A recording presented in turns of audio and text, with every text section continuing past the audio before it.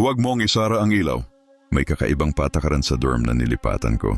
Kapag nagising ka ng alas 3:12 ng madaling araw, huwag mong isasara ang ilaw. Walang paliwanag. Walang dahilan. Unang gabi, nagising ako sa biglang lamig. Pagtingin ko sa orasan 3:12 a.m., bukas ang ilaw ng kwarto. Naisip kong patayin para makatulog ulit, pero naalala ko ang babala. Kaya tiniis ko ang liwanag.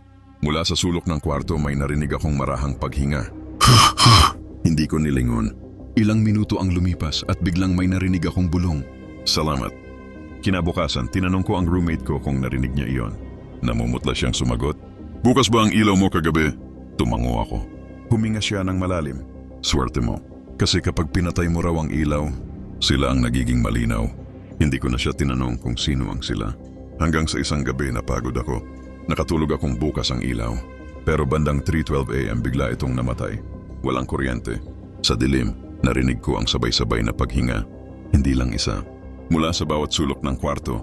At sa mismong tenga ko may bumulong. Ngayon mo na kami nakikita.